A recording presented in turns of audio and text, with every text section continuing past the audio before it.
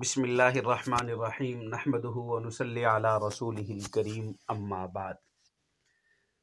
عزیز طالبات، آج ہمارا یہ تخصص فی الفقہ کا 5واں سبق ہے، اور ہمارے اس 5ویں سبق کا عنوان یہ ہے کہ عالم اور مفتی میں کیا فرق ہے۔ عالم کسے کہتے ہیں اور مفتی کسے کہتے ہیں؟ کیا یہ دونوں ایک ہی چیز ہیں یا الگ الگ ہیں؟ تو ان کی تعریف کیا ہے؟ آج ہم عالم اور مفتی کی تعریف کے متعلق اور انہی کے فرق کے متعلق تھوڑا سا جانیں گے۔ تمام طالبات ذرا غور سے متوجہ ہو کر بیٹھیں اور سنیں۔ عالم اسم فاعل ہے جس کا مطلب ہے جاننے والا، یعنی علم رکھنے والا۔ لغوی معنی کے اعتبار سے ہر چیز کی معرفت کا نام علم ہے اور اس کو جاننے والا عالم ہے، جبکہ اصطلاح میں دینی علوم کے جاننے والے کو عالم کہتے ہیں۔ کیوں؟ اسی وجہ سے جو بحر کے دنیا کے علوم ہیں، اسکول کے علوم ہیں، وہ علوم نہیں کہلائے جائیں گے بلکہ وہ فنون کہلائے جائیں گے۔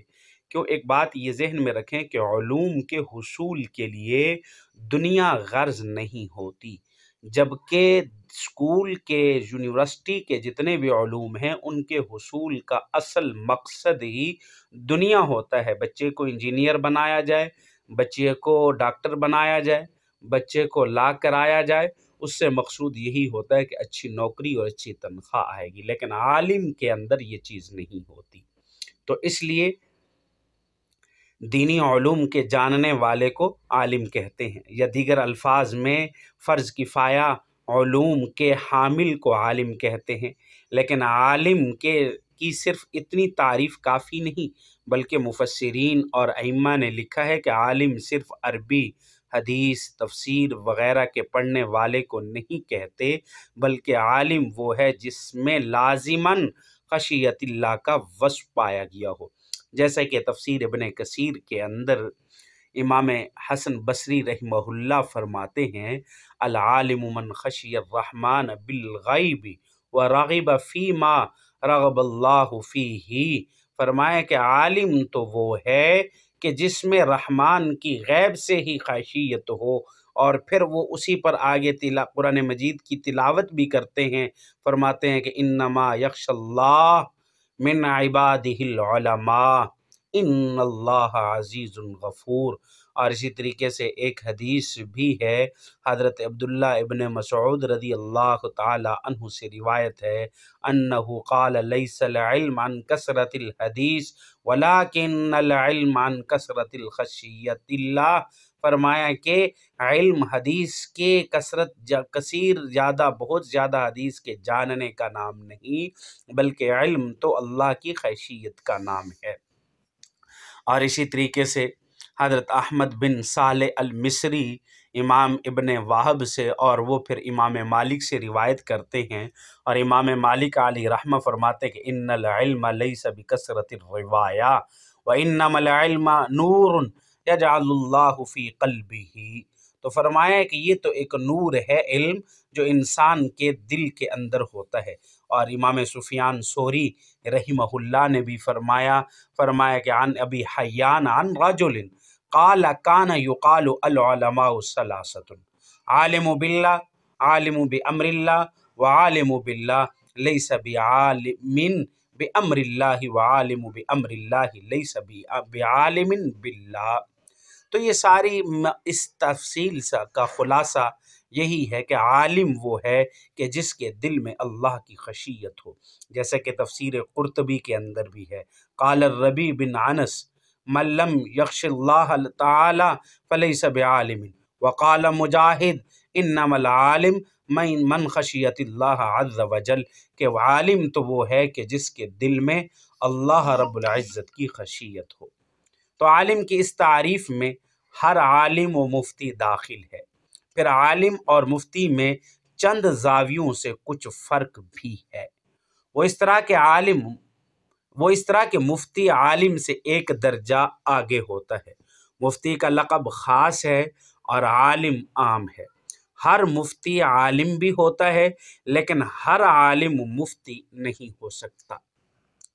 عالم علوم دینیہ حاصل کرتا ہے، لیکن مفتی ان علوم دینیا کے حصول کے بعد ان کی تمرین یعنی پریکٹس بھی کرتا ہے، اور جب ایک خاص مدت اور خاص مقام پر پہنچ جائے تو وہ مفتی بن جاتا ہے اور باقاعدہ فتاوی جاری کرنے کا اہل ہو جاتا ہے۔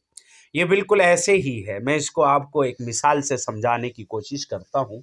یہ بالکل ایسے ہی ہے جیسا کہ کوئی میڈیکل کا طالب علم 5 سال MBBS کرتا ہے اور 6واں سال وہ ہاؤس جاب میں لگاتا ہے، 6 سال اس کے، پھر اس کے بعد کچھ طلباء ایسے ہوتے ہیں کہ جو میڈیکل کرنے کے بعد اسپیشلسٹ کرتے ہیں، جو کسی خاص موضوع میں، بعض آنکھ کے اندر، بعض دل کے اسپیشلسٹ بنتے ہیں، بعض ہڈیوں کے اسپیشلسٹ بنتے ہیں، تو ان کو ایک خاص موضوع پر مزید آگے سمجھایا جاتا ہے، پڑھایا جاتا ہے، پریکٹس کرائی جاتی ہے۔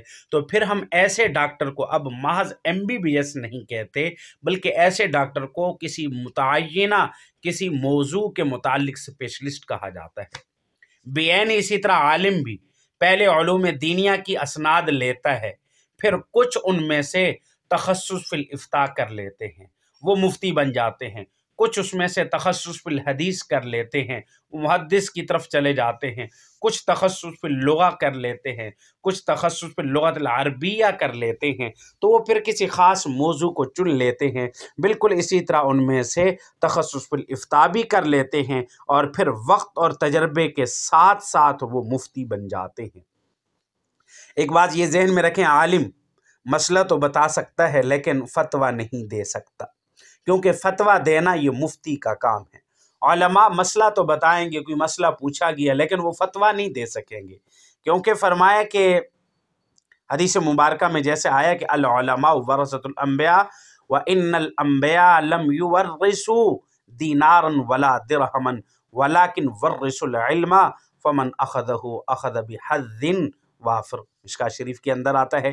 اس کے مصداق ہونے میں عالم اور مفتی برابر ہے، لیکن مفتی اللہ اور اس کے رسول کا نائب ہے۔ مفتی فتویٰ پر اللہ رب العزت کی طرف سے دستخط کرتا ہے، جبکہ عالم کو یہ درجہ حاصل نہیں، یعنی عالم کو انبیاء کی وراثت میں سے تو حصہ حاصل ہے، لیکن اللہ اور اس کے رسول کے نیابت کا شرف صرف مفتی کو حاصل ہے۔ عالم اجتہاد نہیں کر سکتا، لیکن مفتی نئے مسائل میں اجتہاد کر کے ماخذ اربع سے احکام کے استنباط کی صلاحیت رکھتا ہے۔ یعنی ماخذ اربع سے مراد کیا ہے؟ قرآن مجید، سنت رسول اللہ صلی اللہ علیہ وسلم، حضرات صحابہ کا اجماع، اور پھر چوتھے نمبر پر قیاس ہے۔ آپ نے ان 4 ماخذ اربع کی تفصیل نور الانوار میں، اصول شاشی میں بڑی تفصیل سے ان کو سمجھا ہوگا اور پڑھا ہوگا۔ تو مفتی نت نئے آنے والے مسائل میں اجتہاد کر کے ماخذ اربع سے احکام کے استنباط کی صلاحیت رکھتا ہے۔ متقدمین تو فتویٰ دینا صرف مجتہد کے لیے جائز قرار دیتے تھے۔ پہلے جو متقدمین تھے، حضرات علماء، مفقہین، وہ فتویٰ دینا صرف مجتہد کے لیے، جس کو اللہ نے اجتہاد کی صفت عطا فرمائی ہے، لیکن متاخرین نے افتاء کے دائرے کو وسیع کر دیا، اور ایسے لوگ جو خود تو مجتہد نہ ہوں لیکن فقہاء کے اجتہاد سے واقف ہوں، ان کے لیے بھی فتویٰ دینے کی گنجائش فراہم کی ہے۔ یعنی عالم کا مجتہد ہونا ضروری نہیں، لیکن مفتی یا تو خود مجتہد ہوگا یا فقہاء کے اجتہاد سے اچھی طرح واقف ہوگا۔ اس عالم کا، مفتی کا واقف ہونا انتہائی ضروری ہے۔ اس کو سمجھنا ہوگا کہ یہاں سے یہ جزی نکالی گئی ہے، یہ مسئلہ یہاں سے لیا گیا ہے، اس مسئلے کی علت اور اس مسئلے کی علت یہ دونوں ایک ہی علت ہے، اور علت کو برابر رکھا گیا ہے۔ میں ایک مثال آپ کے سامنے حدیث مبارکہ سے پیش کرتا ہوں، جیسا کہ جناب رسول اللہ صلی اللہ علیہ وسلم نے حدیث کے اندر اشیاء 6 کا ذکر کیا ہے۔ الحنطۃ بالحنطہ، الفضۃ بالفضہ، الذہب بالذہب، الملح بالملح۔ یعنی آپ نے فرمایا کہ سونے کو سونے کے ساتھ، چاندی کو چاندی کے ساتھ، اور جو کو جو کے ساتھ کمی زیادتی کر کے بیچنا جائز نہیں ہے، اور ادھار بیچنا جائز نہیں ہے، بلکہ آپ نے فرمایا کہ یدن بھی یدن، آپ سوان، برابر برابر، اور ہاتھوں ہاتھ بیچنا جائز ہے۔ تو اب یہاں آپ صلی اللہ علیہ وسلم نے تو حدیث میں صرف اشیاء ستہ کو ذکر کیا، 6 چیزوں کو ذکر کیا، لیکن اب علماء نے، مفتیان نے اس میں علت دیکھی ہے کہ علت کیا ہے، اور اس کی علت قدر مال جنس ذکر کی ہے۔ یعنی یہ جو سود قرار دینے کی وجہ ہے وہ 2 چیزیں ہیں، ایک تو فرمایا کہ دونوں کی جنس ایک ہو، اور دوسرا قدر ہو۔ قدر کا کیا مطلب؟ یعنی وہ چیز قیلی بھی ہو، وہ چیز موزونی بھی ہو، قیلی ہو یا موزونی۔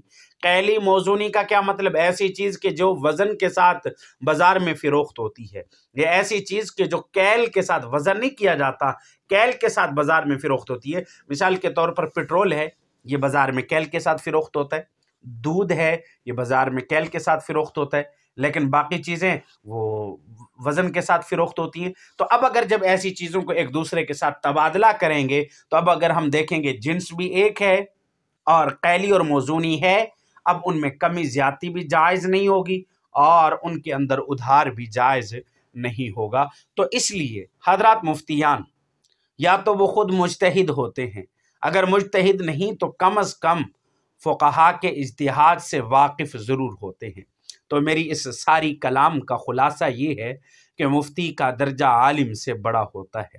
عالم اگر فقہ کی کوئی مستند کتاب مکمل ازبر کر لیں تب بھی وہ فتویٰ دینے کا اہل نہیں ہو سکتا۔ فتویٰ کی اہلیت حاصل کرنے کے لیے کسی ماہر مفتی کے ساتھ افتاء کی تمرین کرنا ضروری ہے، پھر جب وہ ماہر مفتی اس کو قابل اعتماد قرار دے تب وہ مفتی بن سکتا ہے اور اپنے نام کے ساتھ مفتی کا سابقہ لگا سکتا ہے، اور پھر وہ اس متعلق فتویٰ دے سکتا ہے۔ امید ہے کہ یہ آج کا سبق آپ لوگوں کو سمجھ آیا ہوگا۔ اللہ رب العزت ہمیں عمل کرنے کی توفیق عطا فرمائے۔ وآخر دعوانا الحمد للہ رب العالمین۔